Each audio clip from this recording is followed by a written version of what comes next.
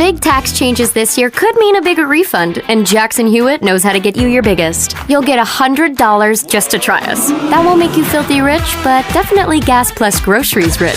And since we know all the new tax codes, you could get thousands back, which would make you low-key loaded. Or at least wealthy adjacent?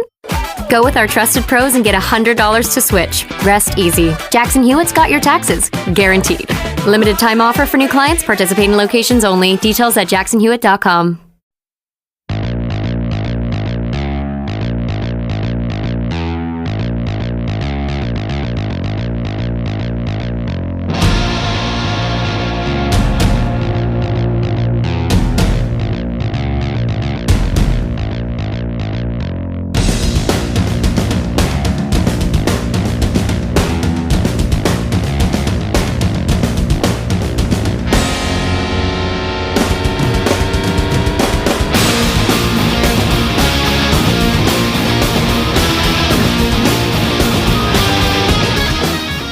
Hey everybody, how's it going? Hope everyone's having a great day. It's Jay Scott from The Hook, your ultimate rock community podcast. We have another edition of the New Music Spotlight with the band Cold Stairs from Nashville, Tennessee. We have Chris Tapp on the line. How you doing today, Chris? Hey Jay, how are you? I'm doing well. I appreciate you doing this. Been checking out your music here for the past couple of months, and it has just been... It's been a journey. I love the stuff, love the music, love everything about you guys. Thank you, man. Appreciate that. So as we do with every guest, the first time they appear on the podcast, we always ask them the same first question, and that is the essence of the show, pretty much what we're all about. And just like every rock song that has a hook that sucks you in, every rock fan has a moment, whether it's a band, a performance, an album, or a song, that hooked them on rock and roll. What hooked you?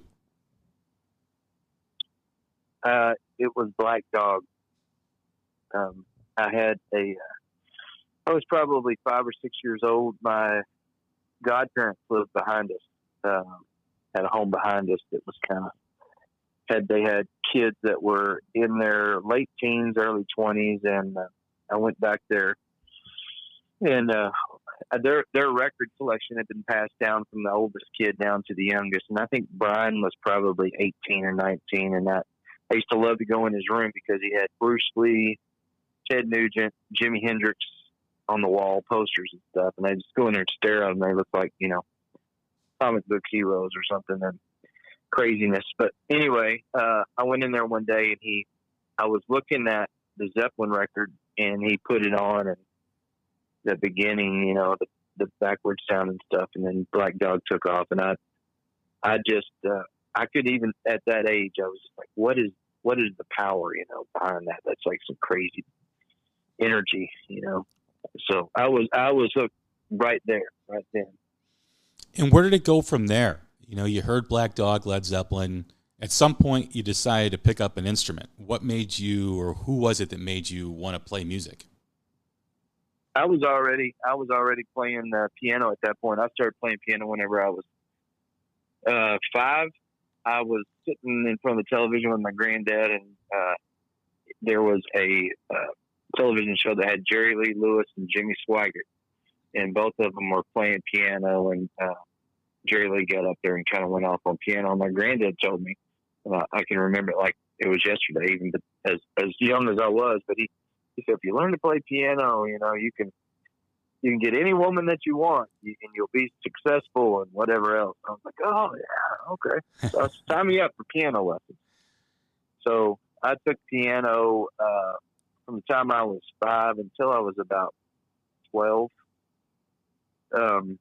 And I can remember being 7 or 8 and doing piano lessons and coming in and want to learn the intro to No Quarter, or want to learn, these rock songs, even whenever I was little. I think at the time, I can't remember what was on the radio back then. It was right before, pre-Nirvana and all that stuff, so it was pop stuff. But I was still listening to old stuff, even whenever I was that little. But whenever I turned about 13, I figured I was playing in a band, couldn't play guitar, and the guitar player didn't kind of know what he was doing. And so I took it up then, and it seemed like a a good move to make at that point. Who are your influences on guitar? They've always kind of been the same. Jimmy Page is the guy for me. I really enjoy and love all the early Delta blues players. I love the realness of the playing. You know, it's the early players didn't seem to be so concentrated on perfection, and it seemed to be more on soul and just really, you know, the instrument was a tool to kind of project this stuff. And so I liked a lot of the early blues players, but up through the 70s, all the guitar players through then, you know, I love Jimmy Page, I love Clapton. But Jimmy Page was really the guy for me that I really aspired to be like. I liked that he was kind of reckless and, you know, again, wasn't perfect. Whenever I was around 14 or 15, I had a good friend of mine that was playing guitar, and he immediately just kind of took off. And he was playing, you know, Ingve, and I don't know what all was out back then, but he got really good at that. And I thought about it, and I just thought, well, you know what? I'm never going to catch up to him on this stuff. I really need to figure out a way to be my own guitar player. So I intentionally did practice the things that he did. And if I picked up the guitar, I was always writing. I was always trying to write riffs and write songs. And that I didn't really practice. Probably the first 15 years I played guitar, I didn't practice. The only thing I did, if I picked up the guitar, I was trying to construct some kind of song using the guitar. And by doing that, I think it really helped me figure out a style and figure out a thing that was unique to me. Yeah, the thing about Page is, like you said, you know, he is reckless. You know, there are people that call him sloppy. But I don't know if there's another guitar player that embodies rock and roll and all the scars and the bruises that rock and roll is about. You know, the rebellion, the recklessness. I don't know if there's another guitar player that, you know, embodies that sound like Jimmy Page does. Hendrix, yeah, that's what I like about both those guys. I mean, those two guys look like that if you invited them over for dinner, they would, you know, not knock on the door and kind of walk in, just grab a beer out of your refrigerator and sit back in the chair and, you know, yeah, absolutely, start telling jokes. And just, you think about inviting, you know, Paul Gilbert over, or some of these guys that are super shredders, and I total respect for those guys doing a completely different thing, but they seem very polite and nice. And I was always a big lover of punk rock and kind of things that were a little darker, that had some meanness to them. And I guess I gravitate towards those guitar players for that reason. They do seem, it should be dangerous. If it's rock and roll, it should be a little mean, and it should be a little dangerous at times. Yeah, it should be a little sloppy. It should be a little reckless. I mean, that's what it's all about, right? It's the music that is the middle finger of all music, right? So, yeah, you know, exactly. why not be a little reckless? Yeah. You mentioned that you were always constructing songs and writing music. Was there an artist, was there a song that you heard that said, hey, you know, I want to write lyrics, I want to write songs like this. This really moved me. Was there a moment like that for you? Yeah, there was a couple. There's been a couple in my life. But I think early on I had King of the Delta Blues Singers, the Robert Johnson record.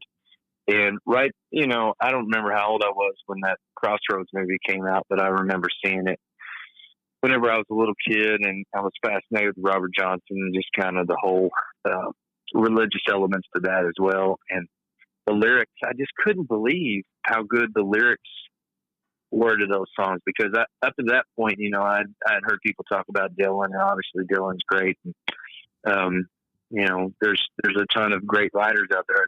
You know, people said Springsteen's a great writer, but when I heard Robert Johnson's lyrics, I was absolutely spellbound. And then from there, Son House, Blind Lemon Jefferson, those cats, just going into those lyrics, because to me they were like the Lord of the Rings movie. whenever I was a kid. I looked at those lyrics and there was so much darkness in one side of it, but then the other side of it, there was, these gospel songs that were there. So they'd have a record and one song would be killing somebody, and, some woman shot somebody, go get me my shotgun or something like that. And then the next track, you would have some gospel theme. And I thought, even that young, I recognized that as, that's more real than, say, a Christian rock record, or that's more real, to me at least, than some guy that says he's a blues guy that's, from Minnesota. That, I don't know, it just really felt real and honest to me. So those lyrics, I remember just writing Robert Johnson lyrics down and just reading them and going through them. So that was the kicker for me. When you talk about that period of music, the Delta blues, the rawness of it, the one thing that really stands out is how these guys were performing and where the music was coming from. The music was coming from a lot of poverty. Like a lot of those guys came from nothing, and all they had was their guitar, and all they had was their music. And you can really feel that in how they play and what they're singing about. And it's amazing. I don't know if there's ever been another form of music or genre of music that's been able to really have that be part of the music, the emotion that's behind it. I mean, there are some, but to have, it pretty much drives the train with that type of music, right? I mean, it really is the essence of it. Yeah, I agree. And I think even looking back, I'm kind of a student of that stuff and read a lot about it. And you look at some of those guys that were, they basically at that time took their life in their hands to play music. They were, indentured servants, or, they were sharecroppers. They had things, and a lot of those guys had families to support, and they had to play music. Even like in Robert Johnson's situation, if it meant leaving, a wife behind, or kids behind, or, and a lot of them, Blind Lemon Jefferson he's blind, and he has a horrible childhood. His mother throws live soap in his eye, I think, and blinds him. And these people, despite all the things that they should be doing, or despite the obstacles in their way, they're still just playing music. And there's not money behind it. There's not anything else. And I think I identify with that too, because it's been a record player in the back of my head ever since I was a little kid, and I've never been able to shut it off. There's been times in my life that I was like, okay, I'm going to go to law school, or I'm going to do this. I come up with these things, I'm deciding I'm going to do. But in the end, I've come to a realization that I can't shut the music off. And I don't know if it's like that for every musician or artist, but maybe with the painter, it's like that. They continually see images, but I don't know. I identify with that because I think no matter what I went through or what my financial situation was, I don't think I could quit the love and want to play music, create music anyway. Yeah, that really is what the essence of that is, of that type of music, is the love of playing and the risk that they all took and what they went through to play, and how it's still revered even now, right? It's still like, if I pop in a Robert Johnson record or Elmore James record or whatever, it still sounds like it was intended to sound. It never has wavered through the test of time. Absolutely. And the thing about it is there's no other community or civilization or country or area of the world that produced that other than America. To me, those are American heroes. Those guys should be celebrated. Those guys should be in books. There would be no rock and roll without those guys. And I think it's shameful that we celebrate some of the people that we do now for, the music that they create on laptops and stuff, and we don't teach our kids and hold some honor for those guys, because it's the only true, it's a really true American art form the blues is, and it's the foundation of everything that we listen to, with the exception of a little bit of bluegrass and a little bit of jazz. It all comes from the blues. So. Right. Absolutely. I agree 100%. So the Cold Stares, Nashville, Tennessee. What is the history of the band? How did you guys start? Well, and really, we're in Evansville, Indiana now. At this point, we've been up here for 3 or 4 years. We initially were from a small town in Kentucky, and nobody knew where the town was, and we were a couple hours north of Nashville. So people would ask, we'd say we're from Nashville. And we first started playing. We played Nashville quite a bit, so that kind of stuck. But we're Hoosiers now. We both married Indiana women and living up here in Indiana. But we knew each other, in the town that we grew up in, the area that we grew up in. There were just not a whole lot of musicians. It's a rich area with history of musicians. The Everly Brothers come from our neck of the woods. John Prine, country singer-songwriter Chris Knight. There's some guys that live, they came up around 10, 15 miles from where we're from. But there was 2 drummers. There's a couple different drummers in the area to choose from, and kind of played with both of them. And at some point, early on, Brian came down and tried out for a band that I had, and at that time he was just not good. He was horrible. And then about 5, 6, maybe 10 years later, I saw him, and he said, "Hey, you remember me?" I said, "Yeah, I remember you coming down." And said something about getting together and jam. And at this point, when we got back together, he was a completely different drummer, and kind of speaks volume to him, because he really had to work at it, but man, he put in the hours and just had really become a good drummer. So we put together a band called Shelby, and at the time I was dead set on getting a record deal. The band had some good songs. We did some showcases. We ended up winning the contest. We played at the Hard Rock Cafe in Indianapolis for a showcase, and had some record labels come in, and they all passed.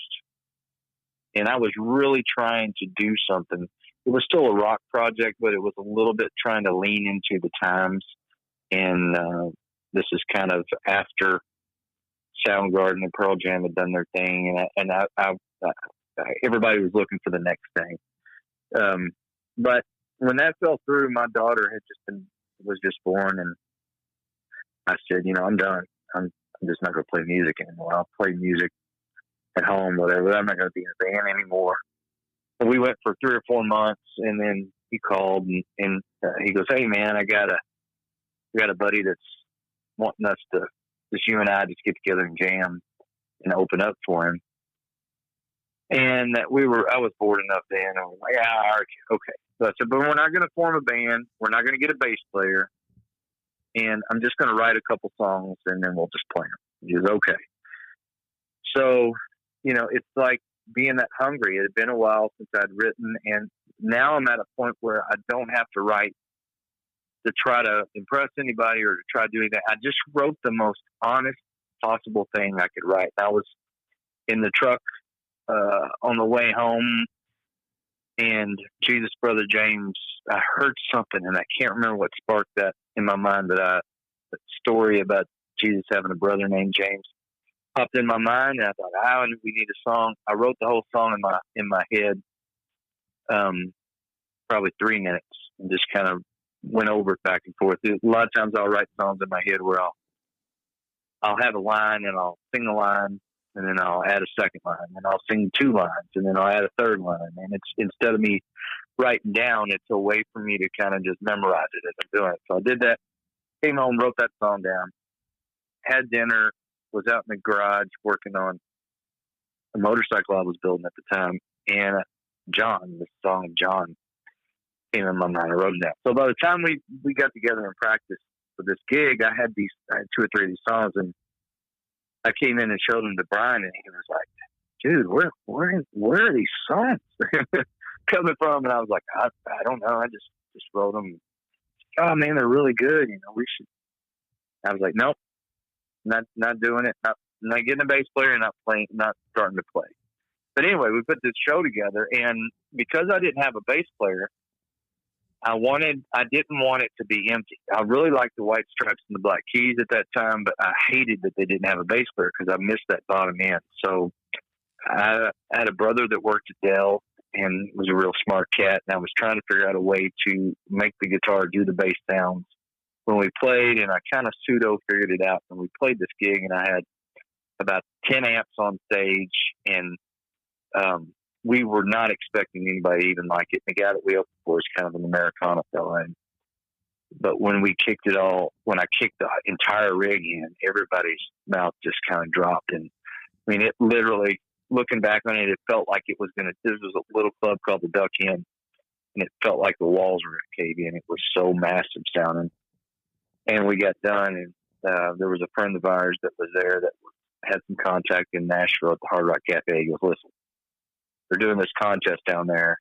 I'll give you $500 if you just get in it. Just do it. You know, I've never seen anything like this. You'll do good." So we got suckered into doing that, and then we did the Hard Rock Cafe contest. And despite everything, I was still adamant we would not win, and no one would like us. And I think we won out of like 1,500 bands that had entered. So at that point, I was like, okay, looks like we got a band again, you know.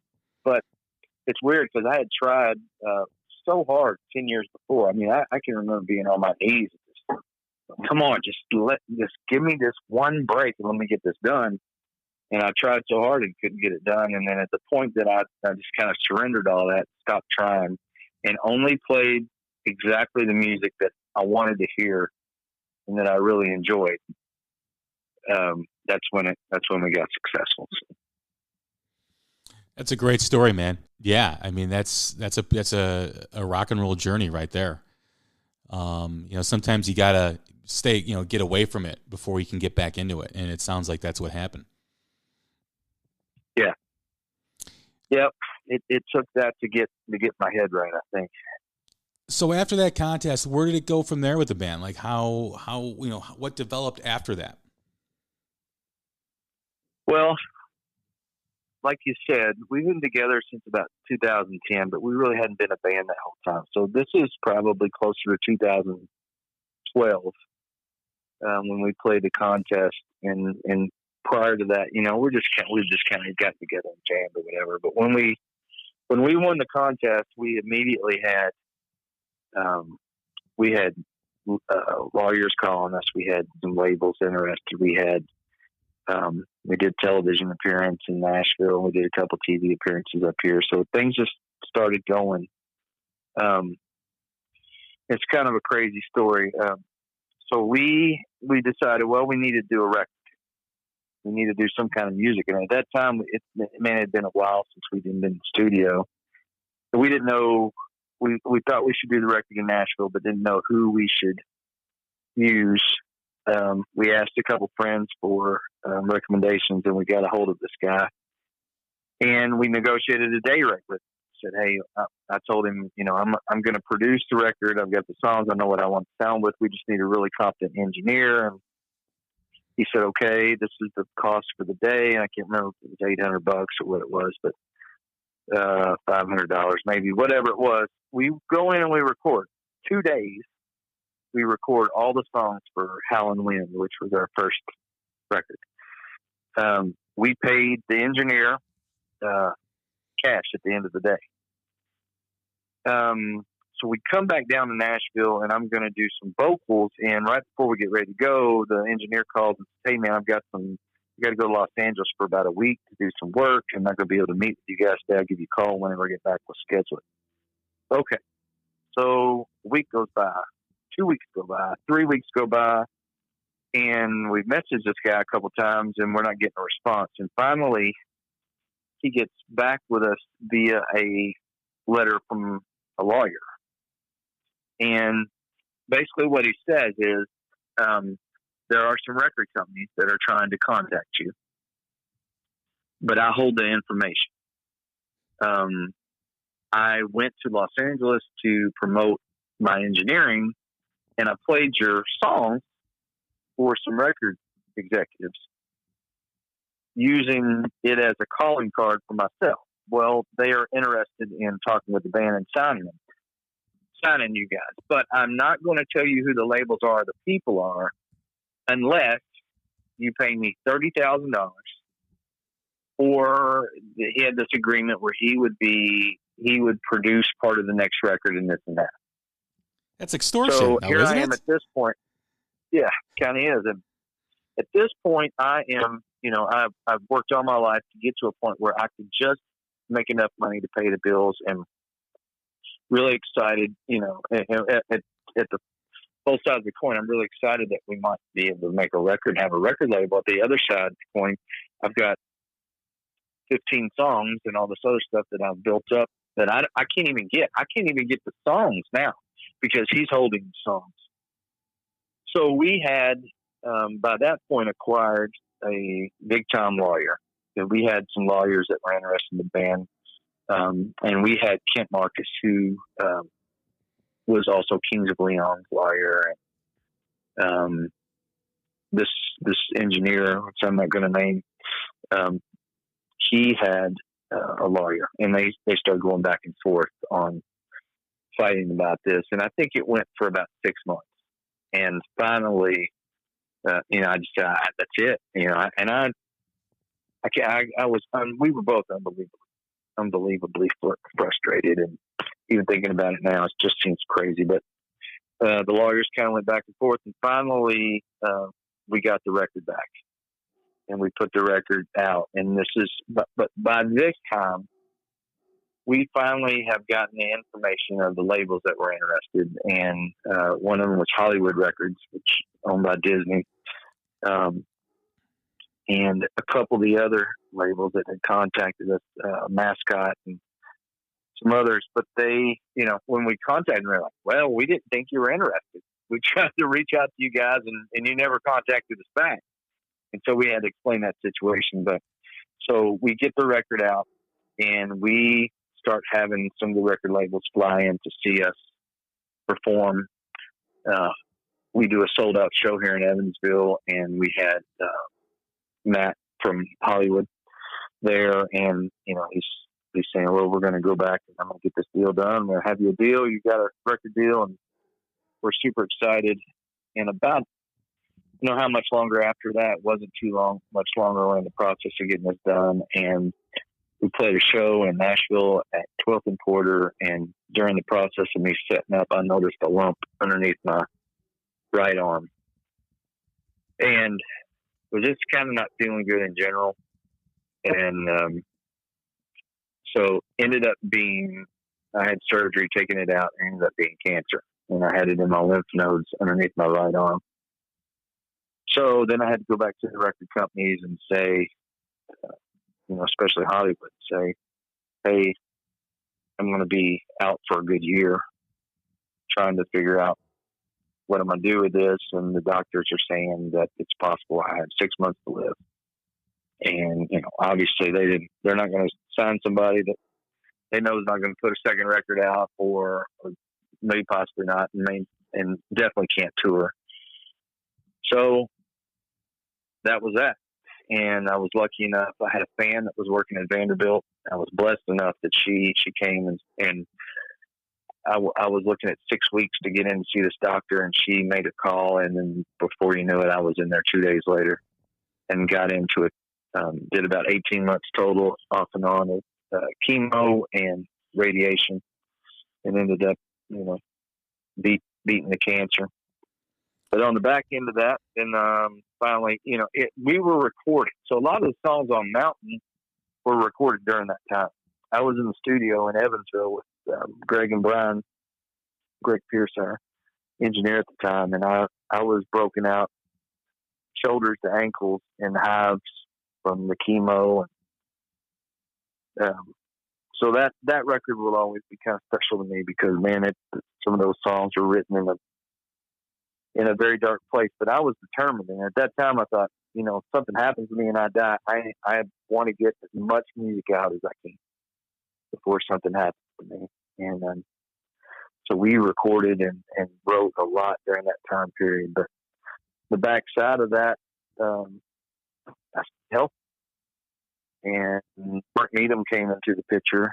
After I got healthy, I had a friend that said, "Hey, you guys gonna try to make a record?" And I was like, "Yeah, I want to try to get a record deal again. I got these songs." And he said, "Well, I know this guy named Mark Needham. He signed the Killers. He signed Imagine Dragons and these other bands." He said, "Would you mind if I share the music with him?" And he sent the music out to him, and literally 3-4 hours later, I got an email from Mark wanting to talk. And so that got to that point in our career when we started working with Mark. So that's probably 2014, 15 at that point. That is a journey, man. I mean, you tell me what's going on. Maybe, you tell me what that is extortion, what the guy tried to do to you, first of all. And then, with the health related issues, that's a lot to deal with in a short period of time. When you think about, it's going to be 2020, the last decade has been a lot of ups and downs and a roller coaster for you guys. I can just imagine. It's been something else, man. And during that time, 2013, 14, on the back end of me getting better from cancer and me being, at that point, when I got sick, I was determined to live, because I thought, I get to this point and I've got this record deal in front of me and the bands, I'm finally getting this stuff done. And now they're telling me I may die.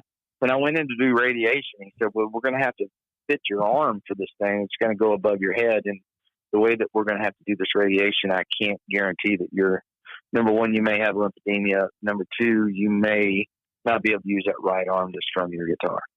And I'd say, "You can say whatever you want. There's no way that I'm walking out here and I can't play guitar."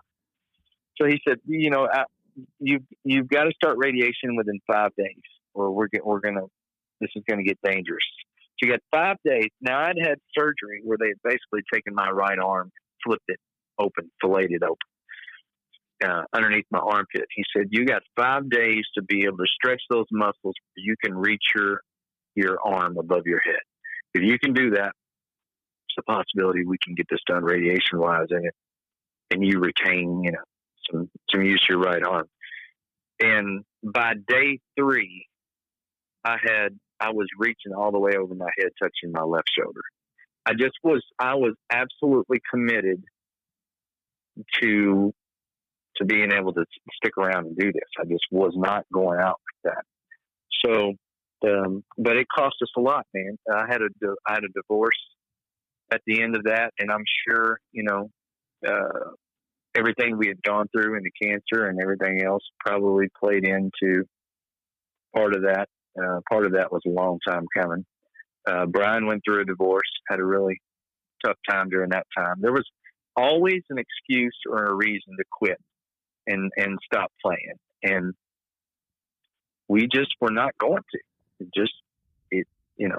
Other than not taking care of my kids or becoming a criminal, I was not going to stop until we got to where we wanted to get. And we started doing the stuff with Mark Needham in LA, and things started moving a little bit, and we started getting a little bit more attention, and we started going again. And if we had quit at the end of that, we would have had these experiences in Los Angeles. We would have done some things, but that would have been the end of it. We kept going. A couple of years later, we experienced more success, and now we're at a point where, I'm really proud of our career right now, not just for what we're doing at the moment, but just because we've made it through. So we've been together since 2010. We probably out of 2010, we have about 4 years that we've really been able to work, to work the project. Yeah, but it's 2010. You guys have been around. It was your start to now 2019. But you've lived a couple lives in those 9 years, man. That's like I said, it's an incredible journey that you guys have taken upon, that you've taken upon, and wow, I mean that's perseverance. That's the definition of perseverance. Is you guys? Yeah. Yeah. And it kind of goes back to the thing we were talking about, the urban blues singers. I don't know. I never had any other, I never thought about quit. Just, you know, I guess there were times, money gets really tight or things happen and you go, man, I got to do something else. It just lasts. Well, I have to think too that, in the beginning of the conversation, you talked about leaving music, right? Because you couldn't catch a break. What you were doing, you were working extremely hard, and you left. You left the exit stage left. You left the theater, and you come back and you write these honest songs. Like just what was in your head, what you were feeling and it breaks, right? I mean, it doesn't. I mean, it breaks in the sense that people want it, and people like love the vibe and the music of the band. And then here are these challenges that are put in place. It almost like it becomes like your soul to break through this, to say, hey, you know what? I know I've got something good here because people want it, and I'm going to do everything I can to break through and make it happen, and nothing's going to stop me. Yeah. I think, in early on, especially when we first started playing out and playing these songs, I've always been, naturally talented. That's just, people say, do you work on this? Do you work on that? And I wish I could take credit for it all, but a lot of it is just, God gives us all different talents, and that I was just blessed with the songwriting thing and some other things. But I had people that would say, gosh, you're a good guitar player, or gosh, you're a good songwriter, or whatever else, but never anything like what happened when we started playing with the Cold Stares. We would play shows and people would just, I don't know, it was just completely different. The way that they would come up and talk about the songs afterwards, the way that they would talk about the energy of seeing us live, or it was a different thing. And I knew at that point, I thought, well, I believed in it. I 100% believed in it. And I thought, I wasn't a big fan of a lot of the music out, and I thought we would really have a chance. If we could ever really get this heard, we would have a chance. My dad saw us once and came up to me afterwards, and he said, I don't know anything about music, but I know that these people are, really moved by what you're doing right now. So I think this is your thing. You got to keep going. So well, the song that helped us a lot. Yeah. I mean, the new song Might As Well Die that was released last month. I heard that. And I mean, when you hear a song that just moves you in a lot of different ways and you really connect, because for me, I love music and I can appreciate a lot of different forms of music, but the thing that connects with me, the music that connects with me, is what I will always go to. And when I first heard that song, immediately connected. Just a well done song, an incredible song. I mean, if there is a song that can take you on a journey, that's the one for me by you guys. Yeah. And it's funny that one wasn't supposed to be on the record, and I was watching a show called Yellowstone, Kevin Costner does, and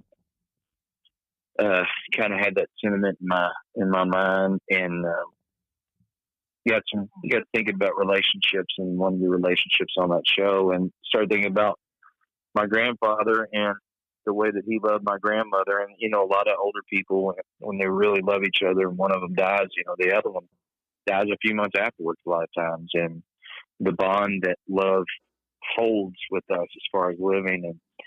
And I'm remarried 5 years now, and as soon as my wife came in my head, I was like, oh, all right, I just went and grabbed a guitar and wrote it real quick, probably 2 minutes, to write the whole thing down. And I came back the next day and went down in the studio and just played the guitar and the vocal. And I thought, I wonder what it would sound like with drums. At this point, I'm not even supposed to be writing. I just, this one had popped up, and so I thought I'd give it a shot. And I sent it over to Brian, and Brian put drums on it and sent it back. And I liked it. And I thought, doesn't really go at the time of it, doesn't really go with stuff on the record. So I'll give it to my wife. Next time I'm in trouble with her, I'll give it to her and say, yeah, I wrote the song for you. But I put it up on Facebook for the fans to listen to, and we just got a lot of comments back. And our Tom Sterrick, who's the head of Anti-Fragile that we're with now, he messaged him today. I saw this video and I saw the response, and we're going to put the song on the record. So we'd already submitted the record to streaming and everything else, and we got a quick mix of it and ended up putting it on the record. So that kind of shows it's never, not too calculated these days. It's just trying to, I think if you do say something honest, write something honest, and sing about something that you believe in or that resonates truly with you, we're all humans. We're more alike than we are different, and we share these sentiments in different ways. And it's like you said, when you hear something and it kind of connects to you, then that's what moves music. Despite what all the garbage is that's out there, and the way that they try to sell us plastic music and throw it in commercials and whatever else, when you hear something that's honest, it will always end up shining through eventually. Absolutely. So present day, you guys just released the second EP of the Ways album. I think that's it's Ways White, and that was released last week, right? October 3rd, I think. Yeah, a week or two ago. Yep. Yeah. So talk about that. Like how was that process? How did that? What was the decision to kind of break it up into different EPs and make it like a complete album? Well, we had the Mountain record had done really well for us, and that record was the first one we'd ever done we did a crowdfunding thing, and we wanted to do the Ways record, and I had in my mind this project where we would do a couple different genres and release them separately and put them all together. But I knew it would take some time and some money and whatever else. So we had the songs sitting around for Mountain from the period of time whenever I was sick, and we had a couple that I knew that the fans would like. So we did a GoFundMe thing, a Kickstarter thing, and we raised the money in like 2 days. So that record came out and then kind of laid the groundwork and made it possible for the Ways record. But in the meantime, Mountain was so successful that we had some record labels, make a pitch for the next record, and we ended up going with Anti-Fragile. Tom Sterrick, who had he'd worked at Cake and 9 Inch Nails, and he was manager of Lou Reed, and he had some really forward-thinking ideas, and I ran the ideas we had for Ways. He thought that was, a great way to do it. So originally what I wanted to do was do 3 EPs and really construct them as 3 different records, as if we were making 3, separate things, and record them in different places, and then put them together at the end. But what we ended up doing was I was looking for studios, like rock studio. I wanted to go to LA or go to New York and use a legendary studio that Hendrix and Jimmy Page and whoever else, that we really liked recorded in. But most of those studios aren't there anymore. If they are there, they're making hip hop records. We just couldn't find a place that, that really felt like that. And the blues thing too. So when I looked at the blues EP, there's Sam Phillips in Memphis, which we ended up going to. The Muscle Shoals, there's a couple other places, but Muscle Shoals, the Rival Sons had just done a record down there, and Jack White, I guess, the Black Keys worked down there. So we didn't want to copycat somebody. So we ended up doing the record at Sam Phillips, and I kind of justified it by, looking at who had recorded there, and there's great rock records that came out of there. There's great blues records that came out of there, and there's great Americana stuff that's came out of there and is currently coming out of there. But we still kept the kind of the theory that we would do 3 EPs. So we went in and we recorded like a blues band, trying to record blues songs, like Headstone Blues on the new record. I did that with Howlin' Wolf's microphone. We used the amps and the mics that that those records were recorded with as historically correct as we possibly could, and then put our modern spin on it. And then we did the Rocks EP after we finished that out, and kind of did the same thing. The acoustic stuff, I did a little bit of field recording with that and did it some different places, but ended up finishing it at my home studio here. And but the other idea to that was releasing, when you release a record to Spotify or iTunes these days, you say, they ask the genre. You say rock. Well, they're going to listen to it, and the rock curators are going to listen to that. And if it sounds like a rock record, you might have a possibility of getting a song in a playlist or something like that. But if they listen to a record like Mountain, or they listen to Waves, and they hear Killing Machine, or they hear Thorns, those don't sound like rock songs. They might have worked on a Zeppelin record, but these days they don't work on a record by, I don't know, some of these pop rock bands.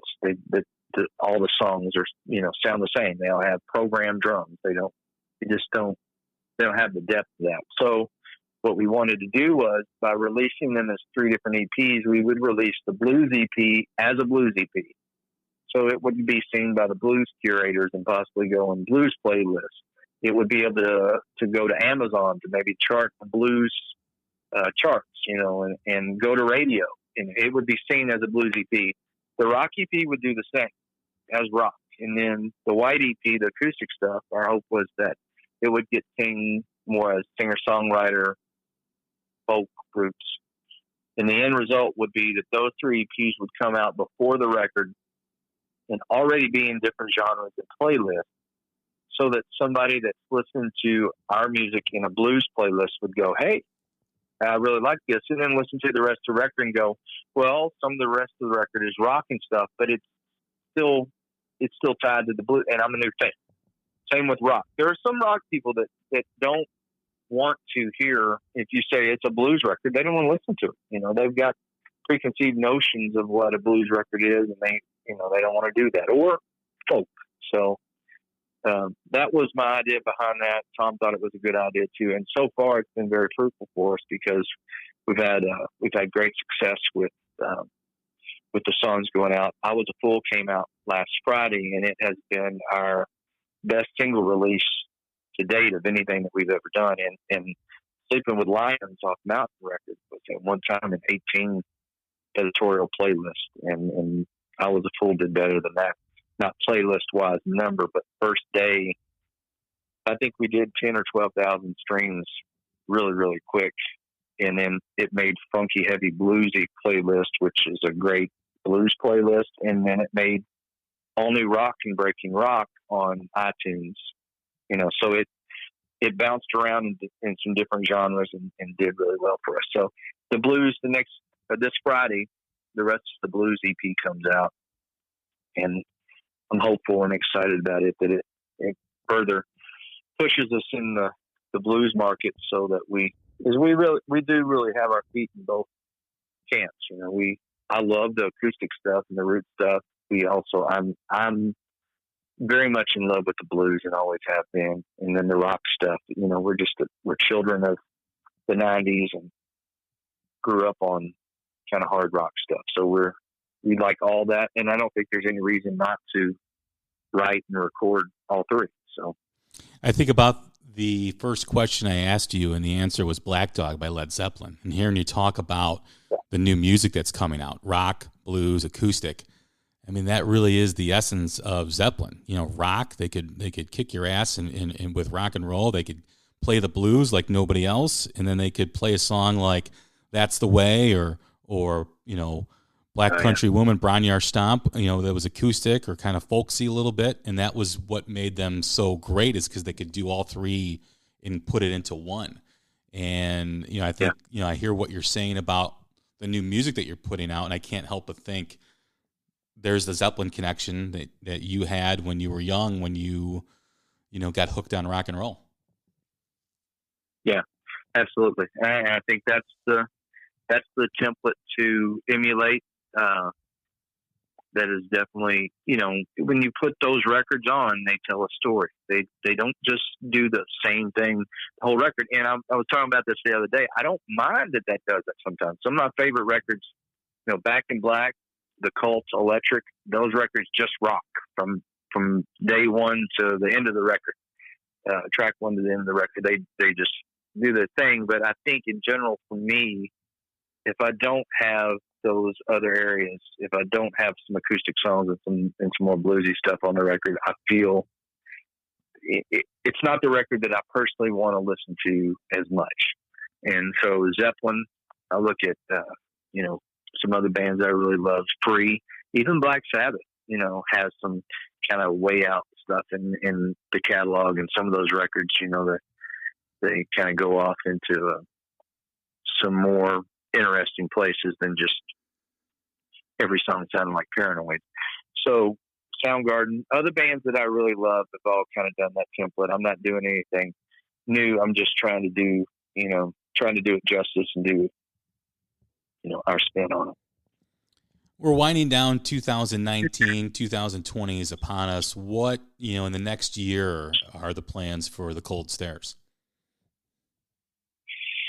Well, we just signed with a new agent. So Andrew Goodfriend at TKO is representing us now, and it's the first time we've had a real agent. I've been booking ever since we started this thing by myself. So it's nice to have that. So we've got some booking stuff that's really exciting for 2020. We are doing some shows with a couple national acts, with one fella in particular that I'm not supposed to announce yet, but that will be announced probably within the next month or so. But we will definitely be in Europe in August, and we'll be in France, Italy, Spain, and maybe some more shows over there. And we will be on the road more than we've ever been in 2020. In November of this year, we go to Los Angeles. We're going to spend a week out there. We're playing the Viper Room. We're playing Las Vegas and doing some other shows.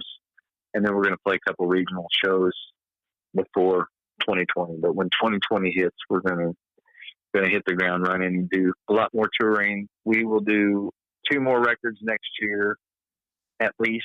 And I kind of have in mind what we want to do for those. So we're starting to work on that a little bit and write on that. And just keep pushing. We're at a point, we're definitely at the pinnacle of, where we've been so far. This is the highest point that we've been, as far as just kind of notoriety, and probably where we are writing, just playing our craft. So the goal is just to put our foot down and just hit it as hard as we can for the next year, and just see where next year leads us to. Funny probably story. Play in. I'm sorry. Go ahead. Go ahead. No, you go ahead. I was just going to say I hope to do some more blues festivals and stuff next year too. With Joe Bonamassa putting that out on Instagram, and some of the other things that's kind of helped us, has opened up a little bit of a door for us to play some more blues shows. So mixed in with some of the rock festivals that I think we'll be doing. Hopefully we're going to do some more blues stuff too. Yeah, I did see that on your website with the comment that he made, and that's pretty special right there. It didn't hurt. No, absolutely not. Right? Yeah. I think the funny thing, that was very gracious. The funny thing for me when I discovered you guys, and I was, checking you guys out, and I kept looking for a bass player. I'm like, I hear a bottom end. I'm like, it's only 2 guys. I'm like, 2 guys can't make that sound like that, and and I'm like, I kept looking. I'm like, I looked on like live, YouTube videos. I'm like, someone not get the bass player in the frame here, and then I was able to obviously realize after a little bit of investigation, I'm like, there's 2 guys in this band, and it doesn't sound like 2 guys. It sounds like 4, which is really cool. Yeah. So yeah, when we first started playing, we would have people ask, they would ask 1 or 2 things, especially other bands that we were playing with. They would say, "You're running tracks?" No, we're not running any tracks. You got a auxiliary player off stage or behind the curtain or whatever. No, we're not doing that either. My rig is pretty complicated to make it work, but it's just us.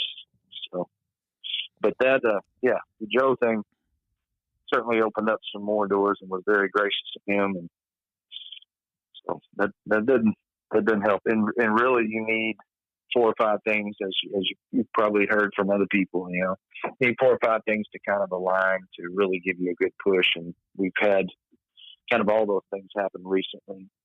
So on a good run at the moment. Well, it's definitely deserved. The music is rich. The music has a lot of depth to it. It's really awesome. Incredible songwriting, songs that can connect with you. I can't say enough about you guys. And I was tagged by a Twitter follower that I have about checking you guys out. And I couldn't stop listening to you guys for like 3 days. It was just love everything about you guys. Love the music. I can't say enough. Well, thank you. And those people that are out there that are doing it, like the guy tagging you on Twitter, and I am incredibly humbled by the fans that we have. I mean, I've been fans of bands, and I guess like the Black Crowes and Led Zeppelin. There's a couple bands that I was kind of super fans. We were able to meet in the same room with Jimmy Page a couple of years ago in Los Angeles, and got to sit up close and listen to him and Chris Cornell, that interview. And there's a couple times that I've really, I'm just really into the band. But our fans really take the time to share our music and tell other people about it and say, hey, you should listen to this or whatever else. And I am always, super humbled by that. But that is the driving wheel right now for a lot of these. A lot of people are just trying to shine a light on us, and man, that's amazing. So I'm really glad that your friend, tagged us. The more that people do that, that's how we're getting out. It's not like it was 20 years ago where you had a record label that could put a bunch of ads in Rolling Stone. Nobody even reads print really anymore. So it's hard to get out there right now. There's a lot of static. The fans definitely can make it happen. It's the word of mouth kind of, like it used to happen years ago. You hear a band and you have a cousin come in from another state across the country that has a band that's playing out there, and it's got some music that they have, and they start playing for it, and then you tell your friend about it, and that's how it used to happen, because it was very regionalized back in the day. And now, you've got social media, people telling, hey, check this band out. So, that's kind of why I started the New Music Spotlight, because there's so much great new music, and I'm tired of hearing people say that new rock sucks, because it doesn't. New rock music is really good. There's a lot of great stuff out there, and what's unique now is people have to go search for it and look for it, where it's not spoon-fed to you like on the radio like it used to be. And more than happy to do these shows, and more than happy to have people like you on here, and hopefully, resonates with other fans and people discover you guys. And that's what it's really all about. Absolutely. Well, hey, man, we're going to end there. I appreciate the time, Chris. Chris Tapp from the Cold Stairs. Great interview, great journey in rock and roll. I appreciate you doing this once again. Thanks for coming on. It was a blast, and it was really interesting. Thank you so much, Jay. I appreciate you having me, and I appreciate what you're doing for rock and roll in general. So thank you. All right, man. Thank you. Once again, this is Jay Scott. You're listening to The Hook, the Ultimate Rock Community Podcast. Everyone have a great day, and we'll talk again soon. Take care.